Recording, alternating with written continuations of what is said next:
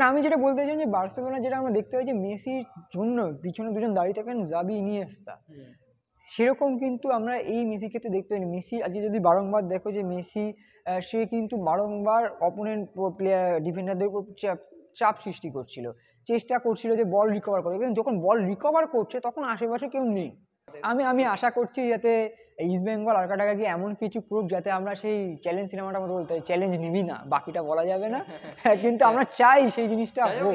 যখনই এশিয়ার মঞ্চে খেলা হয়, যখনই ভারতের হয়ে প্রতিনিধিত্ব করার সময় আসে, সেটা 80-র দশক হোক, 90-এর দশক হোক, কিংবা এই তো কিছুদিন আগে এই গত বছরেরই শেষের দিকে, ইস্ট বেঙ্গল দাপট দেখিয়ে এসেছে সব সময়। और ये धोनी की हुई जी गजब ग्रिप कैसे SRMB TMT बार की विन ग्रिप टेक्नोलॉजी सीमेंट के साथ बनाए मजबूत पकड़। Grip is important. East Bengal কখনো চ্যালেঞ্জ নিতে পিছু পা হয় না। ইস্ট বেঙ্গল চ্যালেঞ্জ ছুটতে সবসময় অনেক অনেক এগিয়ে। যখনই এশিয়ার মঞ্চে খেলা হয়, যখনই ভারতের হয়ে প্রতিনিধিত্ব করার সময় আসে, সেটা 80-র দশক হোক, 90-এর দশক হোক, কিংবা এই তো কিছুদিন আগে এই গত বছরেরই শেষের দিকে, ইস্ট বেঙ্গল দাপট দেখিয়ে এসেছে সব সময়। ইস্ট বেঙ্গলের জন্য শেষ কয়েকটা ম্যাচ ঠিক যায়নি, কিন্তু ইস্ট বেঙ্গল ঘুরে দাঁড়িয়েছে। আইএসএলের কয়েকটা ম্যাচ অবশ্যই খারাপ গেছে, প্রথম 6টা ম্যাচ তারা হেরেছে, তারপর আবার রিদিমে এসেছে, আবার পিছিয়ে গেছে। এই যাতায়াতের মধ্যে ইস্ট বেঙ্গল কিন্তু গেছে, কিন্তু ওই যে প্রথমে বললাম, কখনো চ্যালেঞ্জ নিতে পিছু পা হয়নি লাল হলুদ ব্রিগেড। কিন্তু চ্যালেঞ্জ তুমি দেবে, প্রতিপক্ষের দিক থেকে চ্যালেঞ্জ আসবে না, তা কখনো হয়? নিজের ভুল বা প্রতিপক্ষের ভুল, এই দুটো লেগেই রয়েছে। ইস্ট বেঙ্গল দল এই মুহূর্তে দাঁড়িয়ে আরকাদাগের বিরুদ্ধে হোম যে ম্যাচ AFC চ্যালেঞ্জ লিগের, সেই চ্যালেঞ্জ লিগে আবারও বিপর্যস্ত। মাঠ ভরিয়েছিলেন সমর্থকরা, প্রায় আজ কত হয়েছিল, প্রায় 26,000 অফিসিয়ালি, কিন্তু দেখলে মনে হচ্ছিল প্রায় 30,000 এরকম দর্শক। আইএসএলে কবে এসছেন শেষ, এ নিয়ে একটা প্রশ্ন চিহ্ন থেকে গেছে। সেই সমস্ত সমর্থক আবারও হতাশ হয়ে বাড়ি ফিরে গেলেন। আচ্ছা, এই সমর্থকগুলোর চোখের জলের কি কোনো দাম নেই? চোখের জলে তো দাম আছে অরিত্র, তবে যেটা তুমি শুরু করলে না, যে চ্যালেঞ্জ নিতে কোনো দিন ভয় পায় না, পিছু পা হয় না ইস্ট বেঙ্গল, আজ যেন মনে হচ্ছিল এই ইস্ট বেঙ্গল দল এই কোথাও গিয়ে সেই চ্যালেঞ্জ জানাতে, কোথাও গিয়ে যেন এই যখন এই ভিআইপি দিয়ে যখন ঢুকে ড্রেসিং রুমের দিকে যাচ্ছিলো, হয়তো এই ইস্ট বেঙ্গল দল আজকে চ্যালেঞ্জটা জানাতেই ভুলে গেছিলো। কেন এরকম কথা বলছি, তুমি যেটা বললে ওটা ধরেই যদি আমি বলি যে ইস্ট বেঙ্গলের যদি এবারের মরশুমটা দেখা যায় বা গত কয়েক মরশুম দেখা যায় যে হ্যাঁ আইএসএল এখনও সেই জায়গায় যেতে পারেনি, যে ইস্ট বেঙ্গলকে আমরা এত বছর ধরে যুগ ধরে সমর্থকরা দেখে এসছেন, যে হতে পারে যে লিগ জিতলো না, হতে পারে একটুর জন্য লিগ ফসকে গেল, কিন্তু তারপর একটা চ্যালেঞ্জ জানানো, শেষ পর্যন্ত লড়াই করার নাম ইস্ট বেঙ্গল, সেটা তুমি বলি না, সমর্থকরাও বলেন, এটা একটা প্রবাদ হয়ে গেছে। সেখানে দাঁড়িয়ে আজকের যখন ম্যাচ হচ্ছিল, আজকে যদি কেউ, কারণ আজকে টেলিভিশনে খেলাটা দেখায়নি, তো অনেক মানুষ দেখতে পারেনি, এটা অন্য পার্ট, সেটা বিষয়ে আমি যাচ্ছি না, কিন্তু অনেক মানুষ কিন্তু ওই যারা খেলা মাঠে দেখতে গেছিলেন বা যারা মোবাইলে দেখতে পেরেছেন যারা আমাদের বয়সী, কিন্তু যারা একটু বয়স, তারা কিন্তু এই ইউটিউবে আমাদের মাধ্যমে আমাদের কথা শুনে বুঝতে পারবেন কিছুটা যে কীরকম হয়েছে। তারা যদি ওই গুগল করে দেখে না, দেখবে যে বল পজিশন ফার্স্ট হাফে প্রায় 65%, 67%, আর পুরোটা মিলেও প্রায় ওরকমই কাছাকাছি। চ্যালেঞ্জ জানানোর জায়গাটা, সেই চ্যালেঞ্জ জানানোর জায়গাটা কোথাও যেন খামতি থেকে গেছিলো। আর কিন্তু যেটা বারংবার আমি বলার চেষ্টা করছি, যে ইস্ট বেঙ্গল দল চেষ্টা করে, ইস্ট বেঙ্গল দল সবসময় যারা মানে জিতুক না জিতুক একটা ছাপ ফেলে যায়।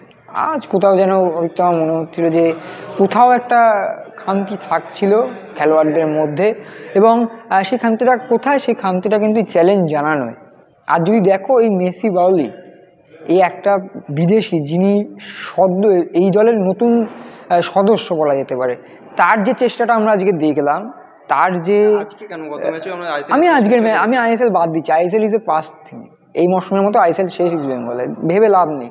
এএফসিটা আছে, এখন একটা লেগ বাকি আছে, তো ওই জায়গাটা নিয়ে আমরা কথা বলতে পারি, লোকে কথা শুনতে চায়।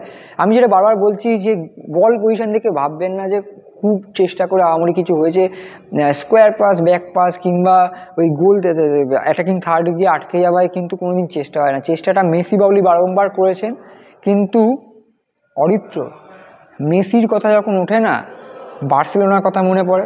বার্সেলোনা যখন কথা মনে পড়ে তখন মেসির জন্য ছিল দুজন সদস্য, একজন জাবি, একজন ইনিয়েস্তা, যারা বল ফিট করতেন, মেসি গোল করতেন। আবার যখন মেসি বল ফিট করতেন, এনারাই গোল করে এই মেসিকে মেসির জায়গায় নিয়ে গেছেন। আজ যদি আমরা ইস্ট বেঙ্গলে মেসিকে দেখি, এই ইস্ট বেঙ্গল মেসির পাশে কিন্তু কোনো জাবি বা ইনিয়েস্তাকে দেখা যাচ্ছে না লালালুর জার্সিতে। আছেন তো কে গতবারের টপ স্কোরার আইএসএল এ তিনি আছেন তো। তিনি আছেন, কিন্তু তিনি কি তার কাজটা করতে পারছেন? যখন যখনই আমি খেলাটা দেখছিলাম আজকে খুব হতাশ হচ্ছিলাম যে ইস্ট বেঙ্গলের যে অ্যাটাকিং ট্রানজিশন, সেই ট্রানজিশন এতটাই স্লো হয়ে যাচ্ছে যে আগের ফুটবলারদের দেখে কিন্তু আমার আহামরি লাগেনি অরিত্র। আমি এখনো আশা রাখি এই ইস্ট বেঙ্গল দল সেমিফাইনাল যেতে পারে।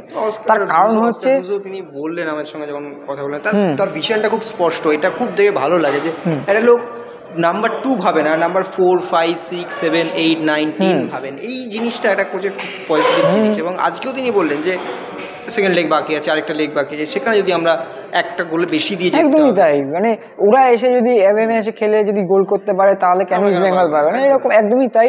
এবং হ্যাঁ, সেখানে প্রশ্ন কিছু উঠছে, যেরকম অনেকেই জানতে চান যে ডেভিডের ব্যাপারটা, যে কিন্তু কোচ সেটাও বললেন যে ফিজিক্যাল একটা, যে ওরা বড্ড ফিজিক্যাল খেলছিল। কোচের কথা হচ্ছে যে আর স্বাভাবিকভাবে তুর্কমেনিস্তানের দলের ফুটবলার, তাদের হাইট বেশি, তাদের শারীরিক সক্ষমতা বেশি। ভারতের অনেক পরে নামা হলো।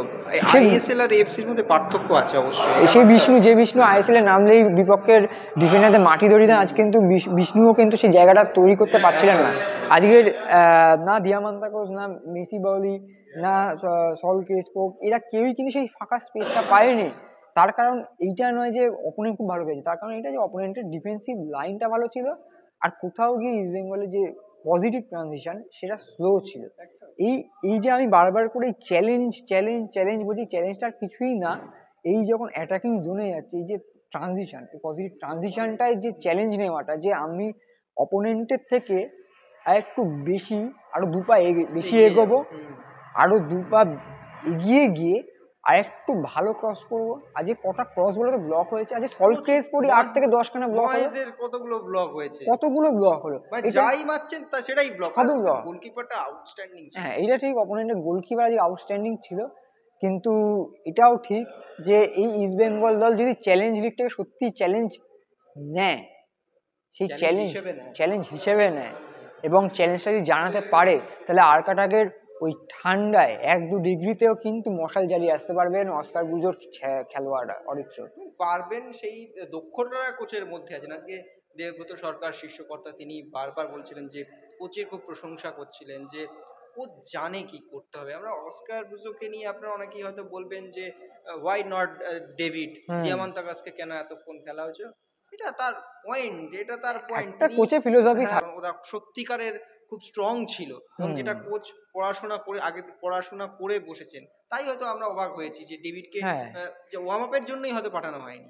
না, এটা স্বাভাবিক ব্যাপার। তবে এটাও ঠিক যেটা আমরা বলছিলাম যে চ্যালেঞ্জ লিগে আজকে চ্যালেঞ্জটা হয়তো জানাতে ভুলে গেছিল ইস্ট বেঙ্গল, কিন্তু আমরা এটাও আশা রাখবো শেষ লেগ। তার মানে কি মেসির পাশে জাভি ও ইনিয়েস্তা, তাহলে কি হচ্ছে ব্যাপারটা? জাভি আর ইনিয়েস্তা, যেটা তখন বলছিলাম, দেখো আমি তো আটকে দিলাম, না সেটা সেরকম ব্যাপার না। মানে আমি যেটা বলতে চাই যে বার্সেলোনা যেটা আমরা দেখতে পাই যে মেসির জন্য পিছনে দুজন দাঁড়িয়ে থাকেন, জাভি ইনিয়েস্তা, সেরকম কিন্তু আমরা এই মেসির ক্ষেত্রে দেখতে পাই। মেসি আজকে যদি বারংবার দেখো যে মেসি সে কিন্তু বারংবার অপোনেন্ট প্লেয়ার ডিফেন্ডারদের উপর চাপ সৃষ্টি করছিল, চেষ্টা করছিল যে বল রিকভার করে, কিন্তু যখন বল রিকভার করছে তখন আশেপাশে কেউ নেই, তিনি যেটা 1-2-1 খেলে ডি বক্সে ঢুকবেন সেই জায়গাটা নেই, কিংবা তিনি যে একজন স্ট্রাইকার, তিনি তো বল তাকে ফিট করা হবে, সেই ফিট করার মতো কেউ নেই। এটা আমাদের মেনে নিতে হবে। ইস্ট বেঙ্গলে এখন যেটা প্রয়োজন, মনে হয় অস্কার ব্রুজো বুঝতে পারছেন, সেটা হচ্ছে মেসির জন্য, ইস্ট বেঙ্গলের মেসির জন্য ইস্ট বেঙ্গলে জাভি ইনিয়েস্তা, অর্থাৎ যারা বল ফিট করবেন, এবং যারা যখন মেসি বলটাকে রিকভার করবেন তখন সেই ফাঁকা স্পেসে নিজেদেরকে পজিশনে রাখবেন যাতে মেসি সেই পজিশন থেকে 1-to-1 খেলে গোলের রাস্তাটা খুলতে পারে। এবং এটা বলতে হবে, আমরা দেখো অরিত্য আমি ভিডিও অবশ্যই আমরা শেষের দিকে এক্সট্রা টক শেষের দিকে, কিন্তু এক্সট্রা টকে এই এক্সট্রা কথাটা না বললে হয়তো পাপ হবে আমার জন্য। তার কারণ আমরা দিয়ামান্তাকোস নিয়ে বারংবার এক্সট্রা টকও করেছি, কারণ দিয়ামান্তাকোসের আজকেও দিয়ামান্তাকোস খেলতে পারেনি, অনেক স্লট লেগেছে, অনেক ক্ষেত্রেই তার জন্য এই কাউন্টার অ্যাটাকটা নষ্ট হয়েছে, ট্রানজিশনটা নষ্ট হয়েছে। কিন্তু আজকের মাঠের 22 জন ফুটবলারের মধ্যে যদি সব থেকে খারাপ নিদর্শন কেউ দেখিয়ে থাকেন সেটা কিন্তু রিচার্ড সেলিস। তিনি একজন ল্যাটিন আমেরিকান ফুটবলার। তাদের ল্যাটিন আমেরিকান ফুটবলারদের একটা স্বভাব থাকে যে পায়ে বল রাখার, কিন্তু পায়ে বল রাখলেও যে স্কিল দেখা যায় সেই স্কিল আমরা যে দেখতে পাইনি, প্রথম পয়েন্ট।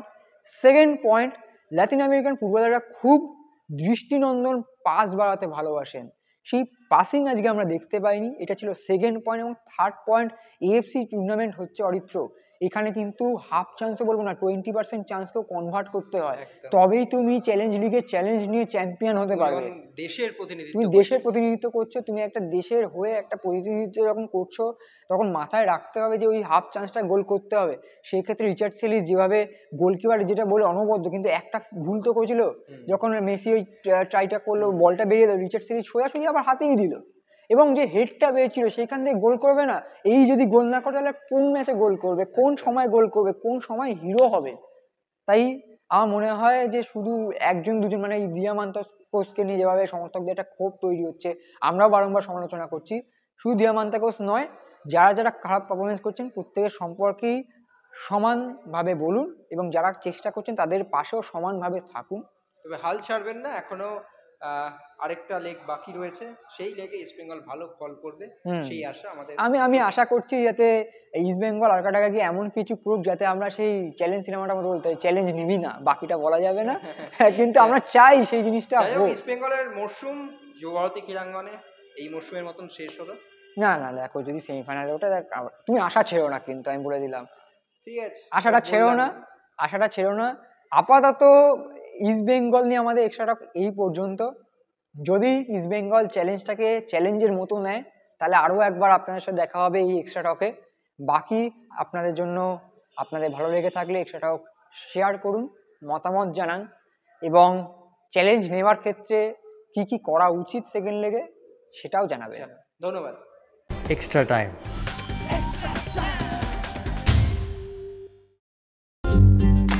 লেটেস্ট নিউজ আর এক্সক্লুসিভ ভিডিওর সঙ্গে আপডেট থাকতে এখনই সাবস্ক্রাইব করুন আমাদের ইউটিউব চ্যানেল। বেল আইকনে ক্লিক করতে ভুলবেন না যেন।